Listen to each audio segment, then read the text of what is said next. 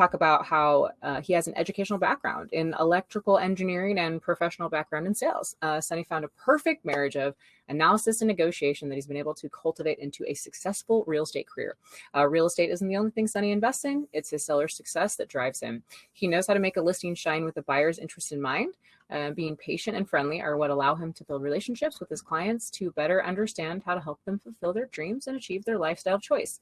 In his downtime, Sonny is seeing lots of green. That's because he's likely teeing off at Harding Park or cheering his sons on from the sidelines of their sporting events. What would he say is the happiest moment of his life? Well, being there for during the birth of his 3 sons. That amazing feeling is almost indescribable. Welcome, Sonny, to the stage. We are super excited to have you here. Thank you, Fred, for being patient while we have Sonny up first. So, Sonny, go ahead and turn your camera and microphone on. He's coming. I know he's coming. Make sure.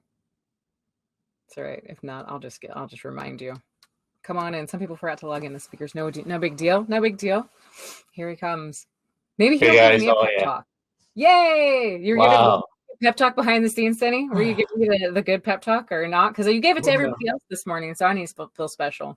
Yeah, I mean, how can I follow up with Ashley? And she's such a You're like, darn it! Why did I have to go after Ashley?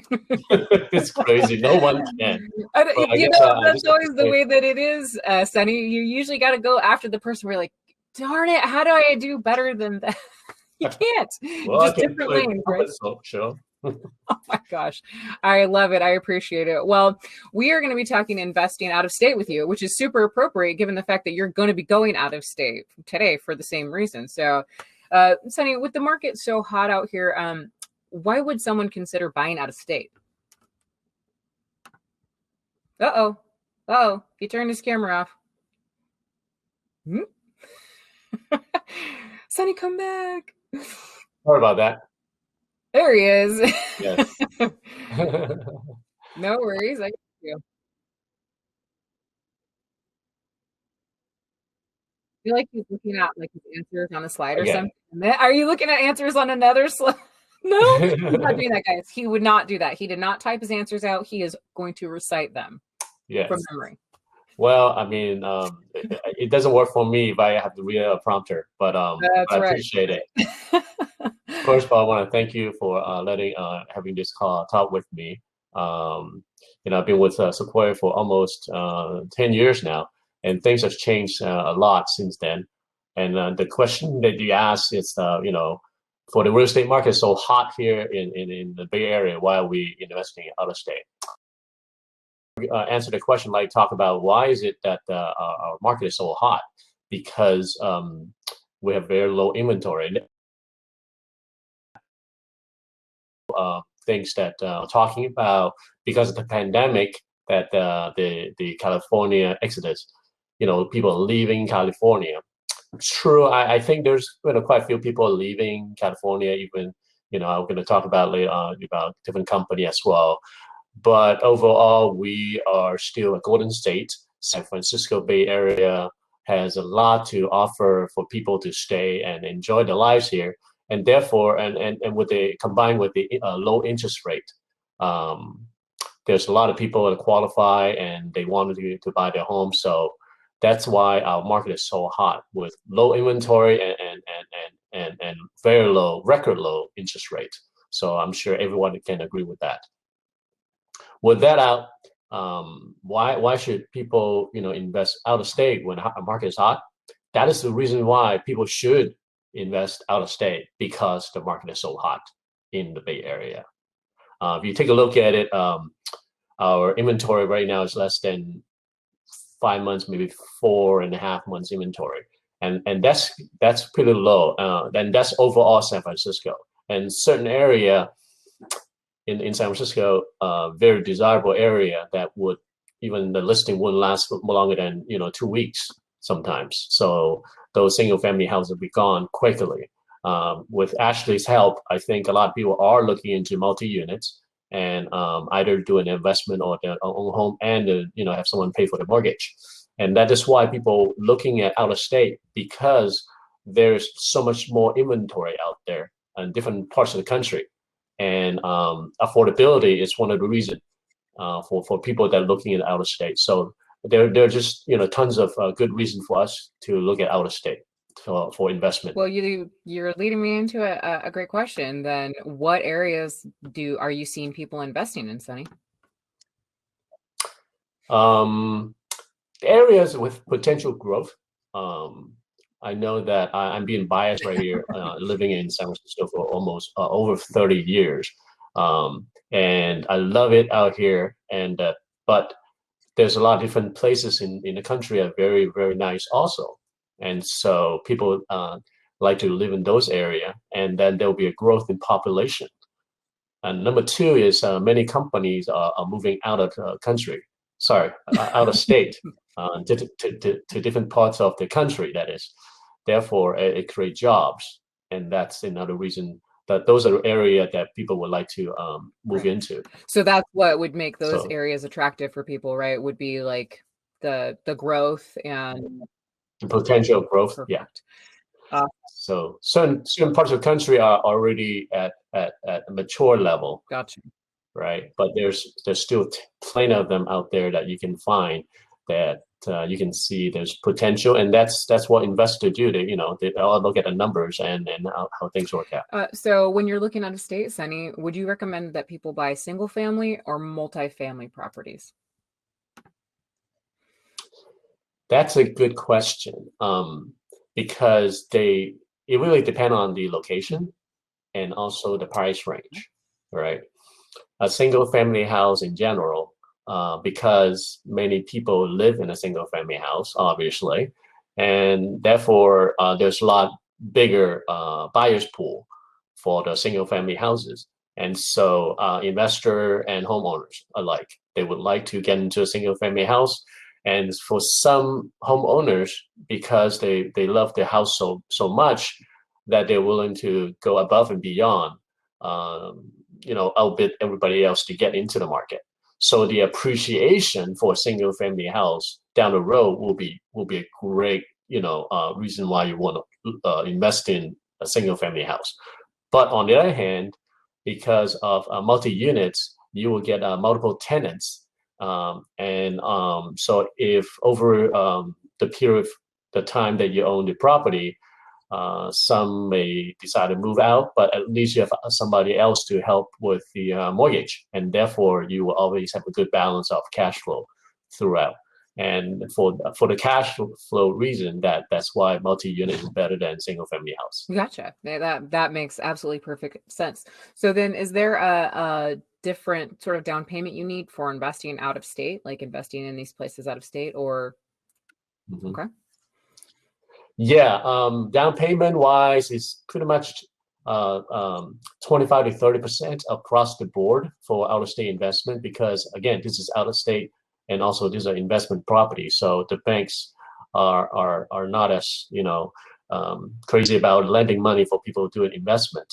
The reason for that is because they when times like this, I mean, I hate to bear the bad news, pandemic hit hard to a lot of landlords. Some of the tenants aren't paying rent, but I think what Ashley's point was that this will pass. This thing will eventually move on, and the cycle will come back and be strong again. So I think this is actually a great time to look into out-of-state investment for rental income properties.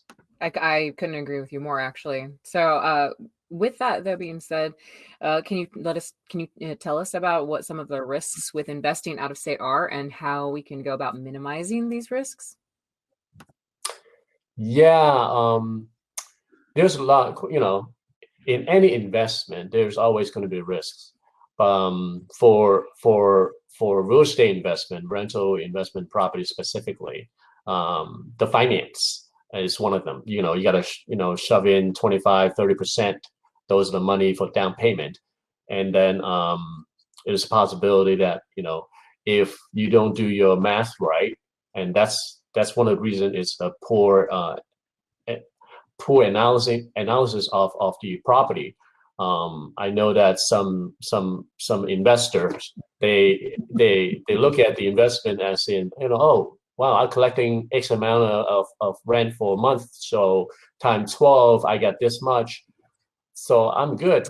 But you really have to think about, instead of multiplying by 12 months a year, which that's the case, you may want to reconsider by doing only 10 months. A lot of investors, savvy investor, they only look at the investment 10 months a year is getting paying rent.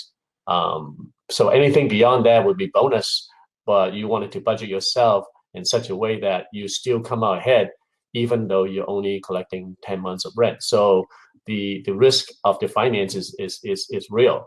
And also, there's also poor planning, poor management, because once it's out of state, you definitely need someone to help you manage it. If it's especially for those multi-units, tenants have different needs and issues, and so they may, perfect example in the past 2 weeks in Texas, they have this huge snowstorm or cold weather. All the water pipes are busted at many houses and apartments and so on and so forth. So it's not something that will happen every single day, but when things like that happen, you want to have a responsible property manager to be out there and taking care of stuff as soon as possible. There's, when the water pipes are burst, you can't wait for another day or two before you send someone out. Right. Okay. That makes perfect sense, actually. So, Sonny, thank you for your information. We've got some great questions for you before you head out. And you got time for these last 3 questions before you gotta drop off? Sure, All right. get ready to fly. I know yeah. You got to fly. So Go. We're gonna go with what's your top state to invest in? Oh yes. Some of the states right now is very good to look into are the northwestern side of Washington, Seattle. It's obviously a metropolitan city. I feel like the price is a little bit behind San Francisco, but they're catching up as we speak. It's actually hot all over the country, but in the Northwest Seattle area, and I was just talking to another agent this morning that Coverton and Kent are some of the suburb of the Seattle area. So those are a couple of areas that you should take a look at. And also Texas. I was going to say, what about Texas? Oh, whoops, William. Hey, Will, what's up, man? Why are you crashing my party? Get out of here. You got to turn your camera off, William. At the bottom, right where it says that. There we go. That's okay. Keep going, Sonny. So the next question is, do you feel it's better to work with a local lender for these out-of-state investment properties or someone more local to the Bay Area? So someone out of the state or someone that's local to the Bay Area? So to me, money is money. A loan is a loan. There you go. It doesn't really matter if you're doing locally or out of state, as long as you get a good rate. There you go. Love it. If someone was new to buying investment properties, would you recommend investing first in California or out of state? Well, it really depends. How much are we talking about? And obviously, it's all at the end of the day, it's all about numbers. And so if the number works out, there's no specific advantage doing out of state other than the fact that affordability and availability. If you're lucky enough to be able to find something in the Bay Area and the number works out, more power to you. But I think ultimately for the appreciation and also for the cash flow purpose, that you may take a look at out of state and just to making sure that you're doing the right thing.